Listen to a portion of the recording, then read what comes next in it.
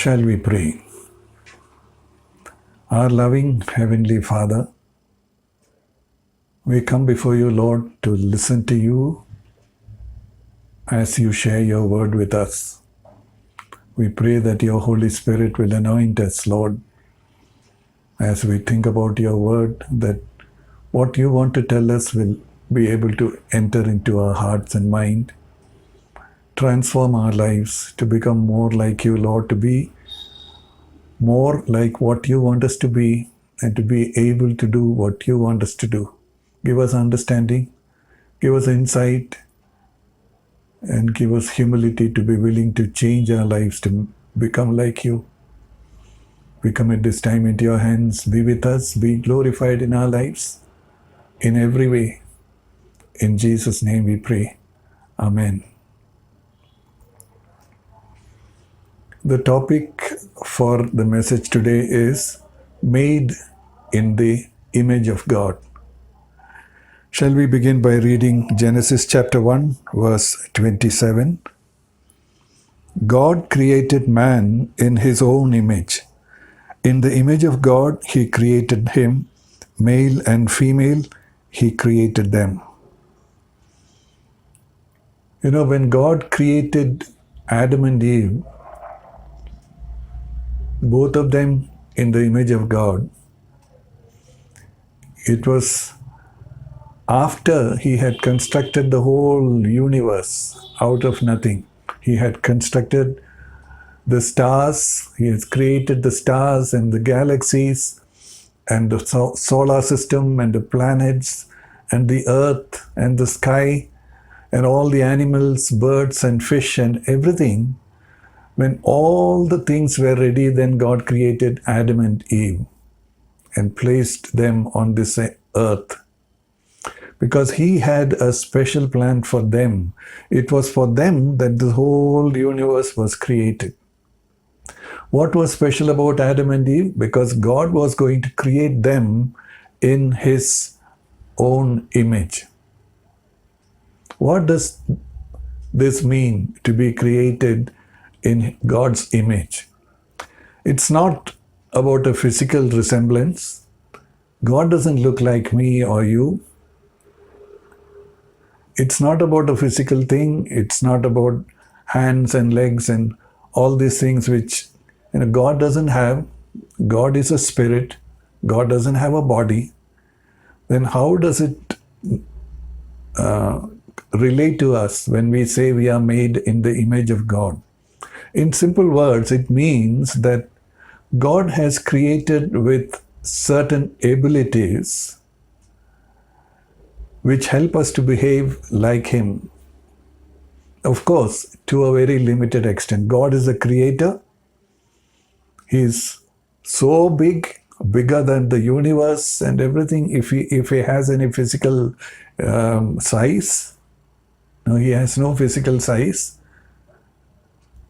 But we are small people, created people. Our abilities are very limited, but there are some similarities between us and God in the way he has created us. That's what we want to look at this morning.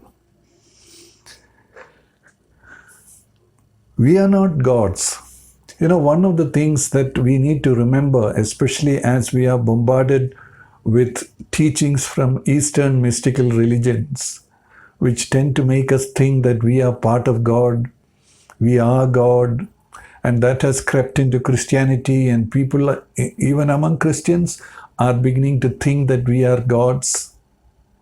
No, we are not gods, we are created beings. Adam and Eve were created out of the mud of the earth. God breathed into Adam's nostrils. That's how he became alive. We are not God. Our abilities are so small compared to God's infinite abilities. That's why it is wise for us to depend on him to take care of us, to guide us, to tell us what to do and what not to do. That's a wise decision that we can make, to trust in God and lean on him, not lean on our own understanding, because we are so small. We may think many times that we know what to do, but we really know only so little. So when God says, do this and don't do that, it's wise to listen to God. So let's look at our differences between animals and the other living beings. Animals have a body and they have a limited mind, but what they don't have is a spirit. We have been created with a body, with a soul, our mind, and our spirit. This spirit is a created human spirit, which is similar to the spirit of God, God's existence as a spirit. But how can we say that animals don't have spirits? There are two things I can think of. One is that we are allowed to kill and eat animals and fish and birds and all these things because they have no eternal existence. Their life is limited to their life on this earth, nothing beyond that. The other thing which we find is, if we go to the deepest jungles on the earth and we find some people there, uncivilized people, even there we find people looking up to the sky or thinking about God, maybe in a wrong way, but they still have some concept about God and worship. But we don't find that even in the most developed animals, chimpanzees or gorillas, or we don't find them huddling together and worshiping God or trying to worship God. No, we are different from animals. We have been created with a spirit, and because God is a spirit, we have the capability to connect with God, to communicate with God, listen to God as He speaks to us, all that. So we are a special creation from God with body, soul, and spirit. Now let's look at some of the major attributes of God and then compare that with us, our abilities and all that. One of the major things about God is called His omnipotence. His ability to do anything He wants. He is almighty. Let's read Revelations chapter 19, verse 6. Then I heard something like the voice of a great multitude, and like the sound of many waters, and like the sound of mighty peals of thunder, saying, Hallelujah! For the Lord our God, the Almighty, reigns. Now, God is almighty in the sense that there is no limit to His strength. He can do whatever He wants. For us, many things that we read about in the Bible, we call them miracles because we can't do those things. But God, for Him to stop the sun or to raise the people from the dead or create a whirlwind or anything. Nothing is impossible with God. Jeremiah chapter 32 verse 27. Behold, I am the Lord, the God of all flesh. Is anything too difficult for me? The obvious answer is no. There is nothing difficult for God. He is the Creator, the Almighty One, the one with infinite ability, strength, power, everything. We must recognize that we also have some ability God has created us with. We are also able to do many, many things on this earth, but there are limits to what we can do. That is one way in which we are different from God, but that's also one way we are similar to God's abilities. But there is a question we need to understand. Can God really do anything?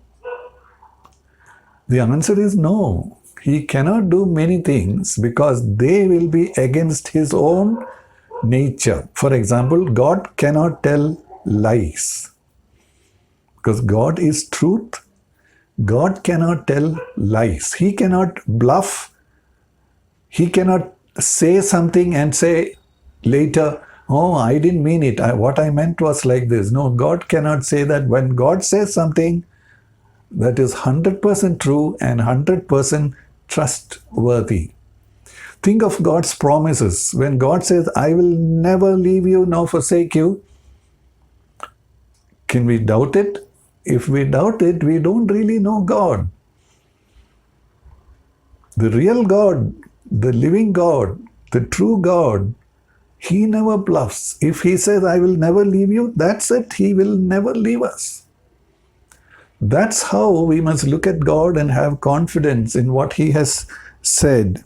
God cannot go against His own nature. When we look at ourselves, what are some of our abilities?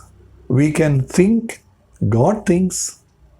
We can feel, God feels. We can make decisions, God makes decisions. So there are similarities between the way God is and the way God has created us. But when we look at the scales, He is infinite. We are very much finite. What about angels and demons? When we look at them, they have supernatural powers which we cannot have, and they are spirit beings. They don't also have bodies like God. But their abilities are also very small compared to those of God. And He is the one who created them. He is the one who controls them, finally, overall control. And He can do what He wants with them. He has already determined the future for the demons, Satan, and all that.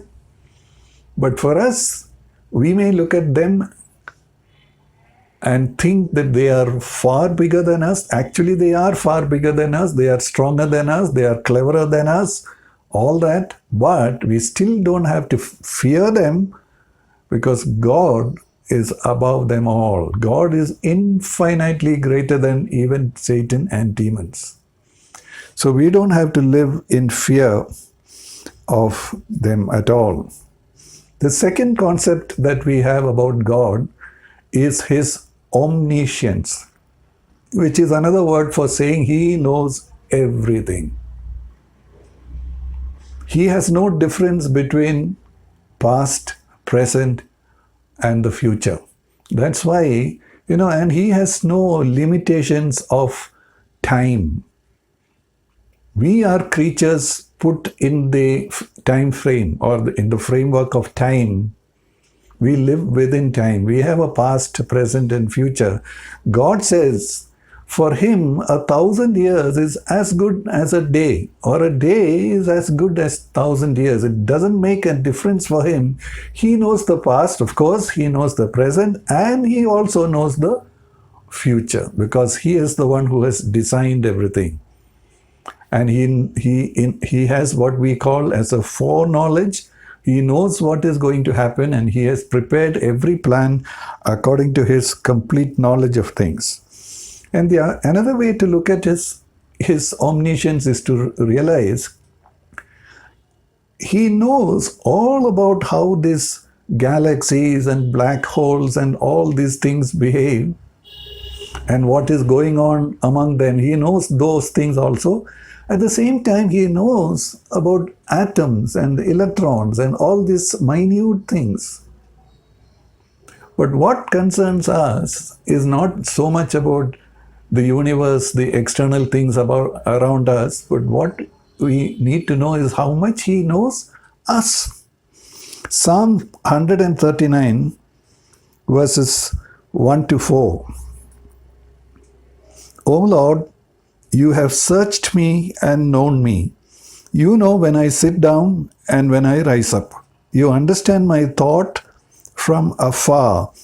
You scrutinize my path and my lying down, and are intimately acquainted with all my ways. Even before there is a word on my tongue, behold, O Lord, You know it altogether. Think of this. We are one among 7.8 billion people on this earth right now. And he knows our thoughts, individual thoughts. He knows our imaginations. He knows our feelings. He knows our circumstances. He knows what are troubling us. He knows our challenges. He knows our weaknesses. Isn't that comforting to know the Heavenly Father, the Creator of the whole universe, knows what we are going through, how we feel, how people are treating us, how the world is against us. So many things He knows, and that is our comfort, knowing God's omniscience. But let's see another passage also, Hebrews chapter 4, verses 12 and 13. For the word of God is living and active and sharper than any two-edged sword, and piercing as far as the division of soul and spirit, of both joints and marrow, and able to judge the thoughts and intentions of the heart. And there is no creature hidden from His sight, but all things are open and laid bare to the eyes of Him with whom we have to do. On one side, we heard earlier how comforting it is to know that He knows everything about us. But here, the other side of His knowledge, we can't fool Him. We can't pretend before Him. We can't justify or find excuses for the wrong things we have done.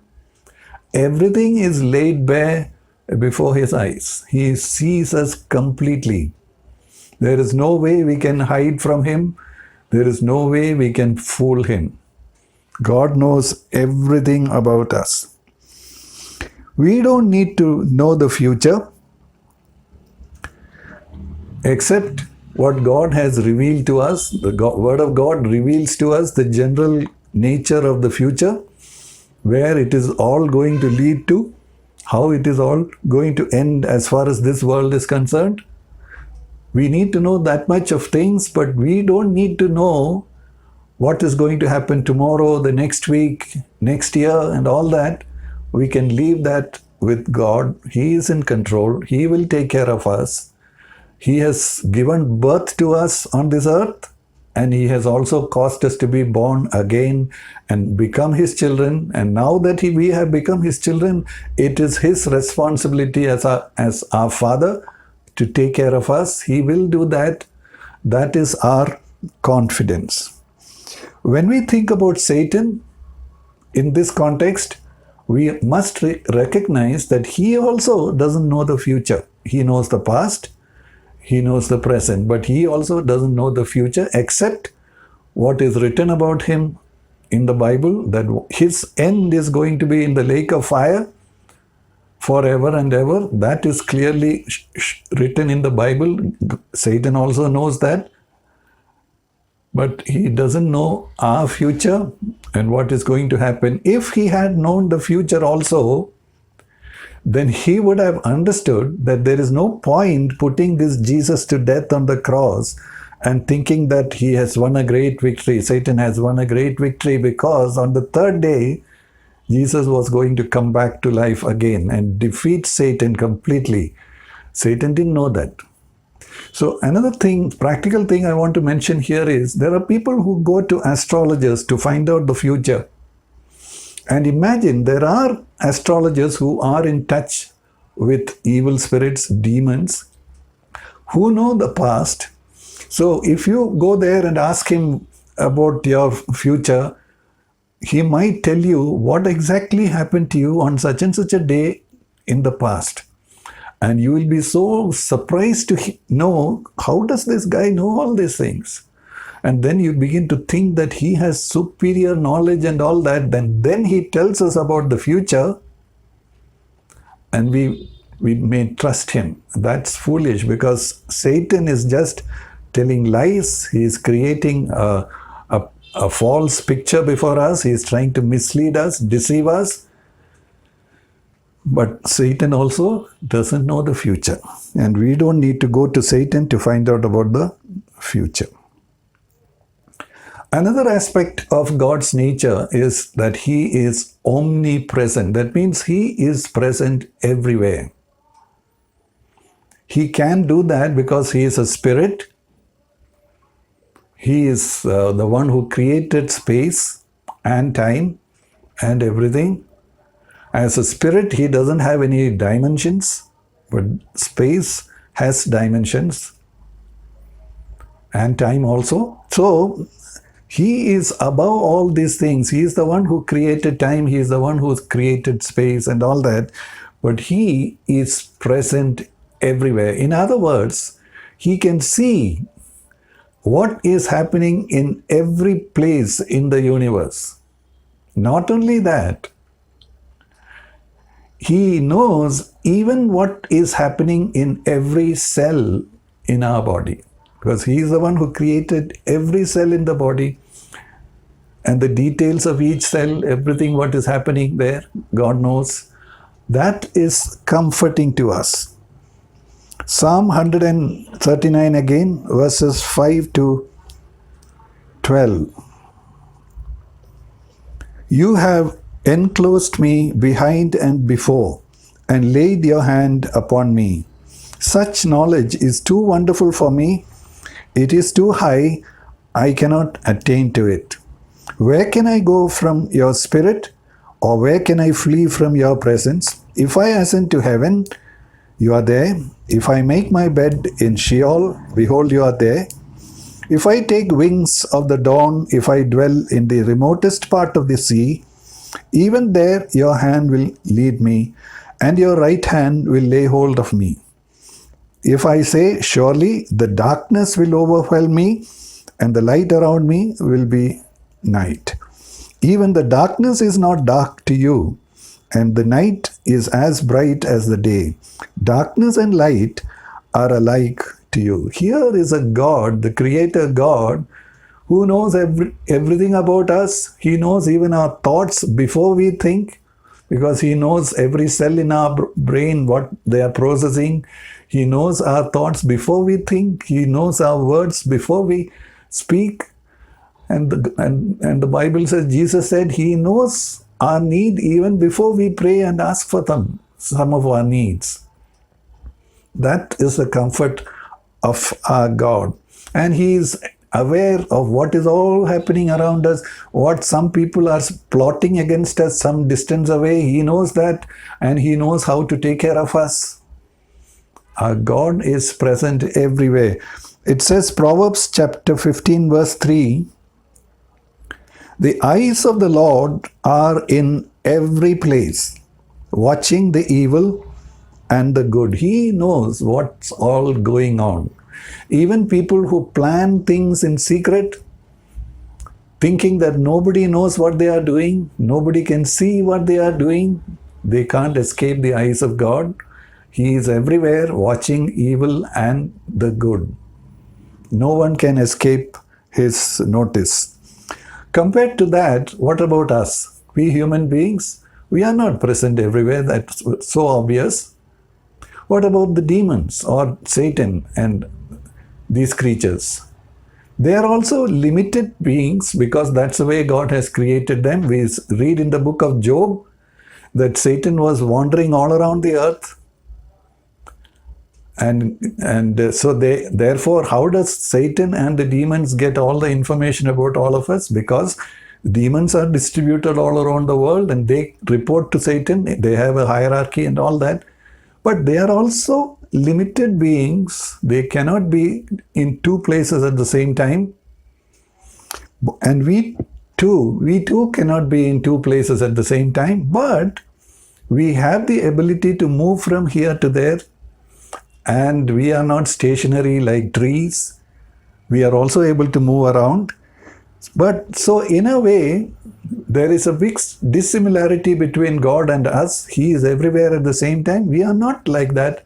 But we also have the ability to travel from one place to another. Finally, we come to a characteristic of God called sovereignty. God is sovereign. What does that mean? When a country declares itself as a sovereign country, it means that that country makes its own laws. It runs the country the way the people of that country decide, and no other country has any right to tell them what to do or to restrict them or anything. They are sovereign. So when God is sovereign, it means that He can do whatever He chooses. Nobody is able to oppose Him. Nobody is able to question Him. He is the ultimate authority. He is the ultimate wisdom, ultimate power source. Everything starts from Him and everything runs according to His plan overall. So that is what He means by sovereign. Psalm 115 verse 3. But our God is in the heavens, and He does whatever He pleases. Whatever He pleases. Nobody can question Him. Now, when He created us also with this kind of a sovereignty. What do we mean? It means we have been given a free will. We have the ability to choose to do whatever we please, even to the extent we have the freedom to disobey God. We also have the freedom to obey God if we want, but it's given to us, it's up to us whether we choose to obey God or to disobey God. We have been given that freedom. Even Satan and the angels were created with that freedom. But all of our freedom is very, very limited compared to God's ability to do whatever He wants. For example, we have physical limitations, we have financial limitations, we have circumstantial limitations. We just can't do whatever we want. But there is a lot of freedom or scope for us to do many things according to what we decide. So we have similarity with God, but we also are dissimilar with God. Now, God is so sovereign that He can turn around even evil things that happen to us. Romans chapter 8 verse 28, and we know that God causes all things to work together for good to those who love God and to those who are called according to His purpose.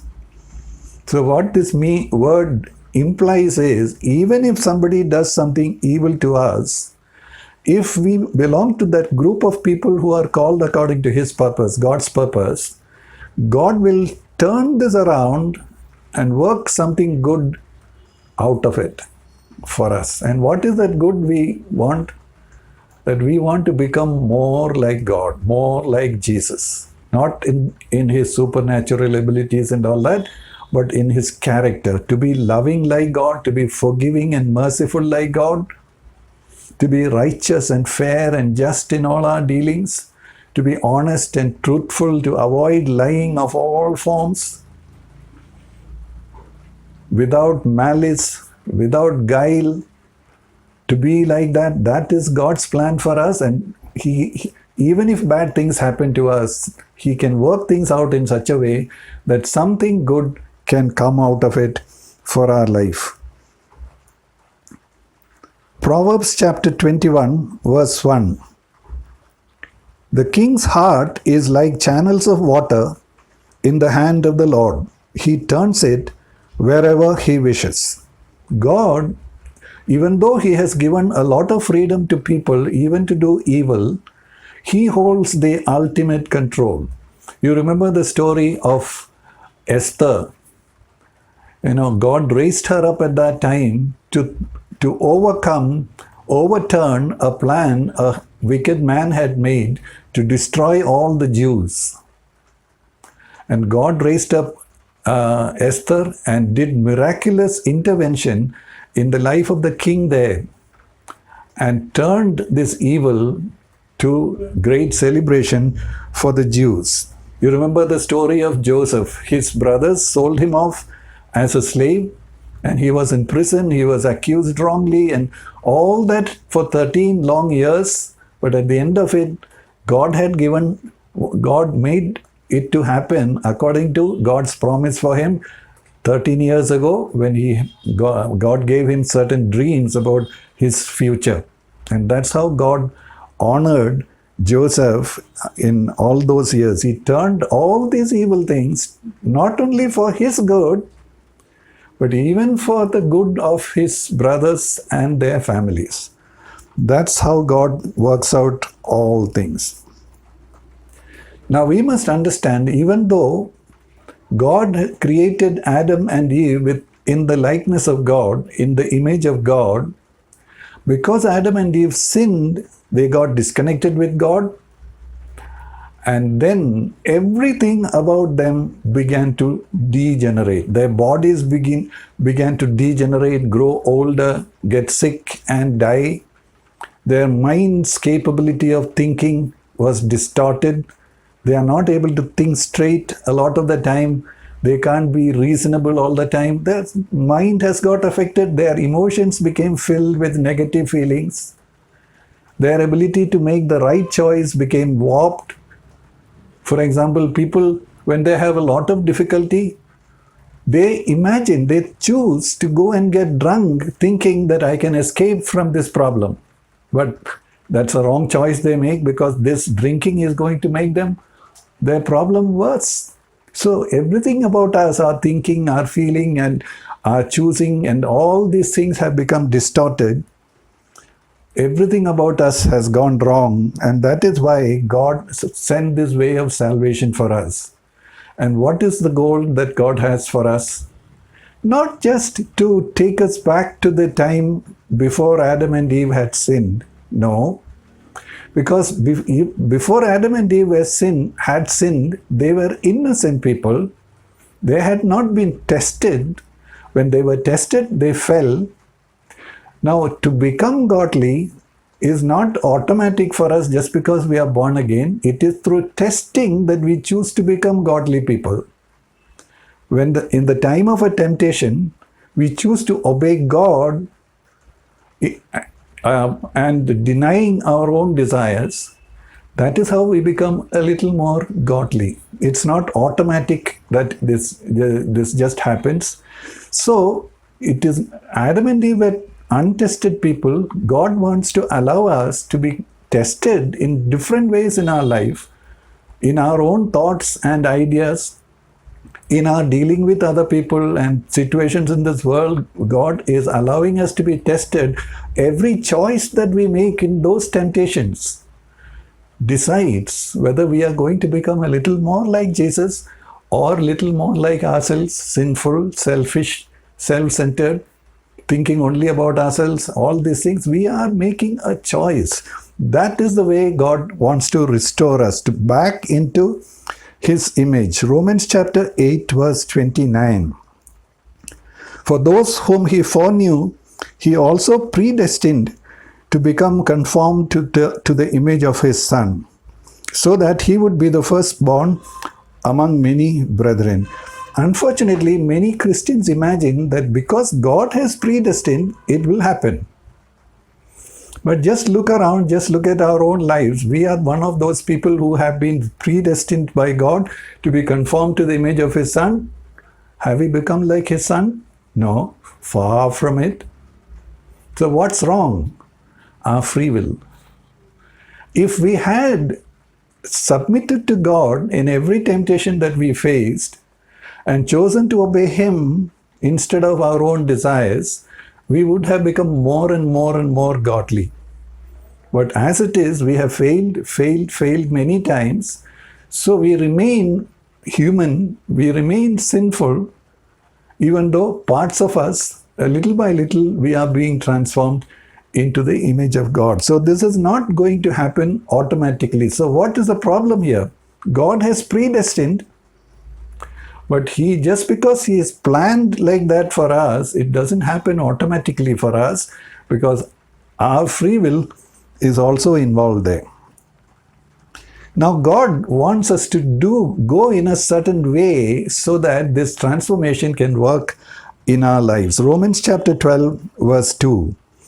And do not be conformed to this world, but be transformed by the renewing of your mind, so that you may prove what the will of God is, that which is good and acceptable and perfect. So God is telling us, if we want to become like Jesus, you cannot be conformed to the world, the way the people of this world live, the way they make choices, the way they choose their lives, their lifestyles and all that. We cannot be conformed to them if we want to be godly people. Then we have to be conformed to God, find out what His will for us is in different situations of life, at different stages of life. What is God's will for us? Ultimately, it is to make us like Jesus, but immediately, what are the steps that will lead in that direction? We need to find out. How do we find this out? Another verse, 2 Timothy chapter 3, verse 15. Paul is writing to Timothy, and that from childhood you have known the sacred writings, which are able to give you the wisdom that leads to salvation through faith which is in Christ Jesus. So it is the scriptures, the Bible, the written word of God, that will give us wisdom that will lead us to salvation or to be made more like Jesus.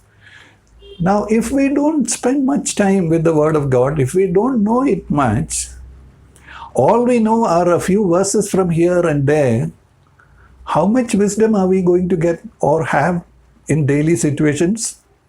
We will believe what people say, we will believe what experts say, and we neglect what God says because we think these experts are better, they know better, we know better, we imagine.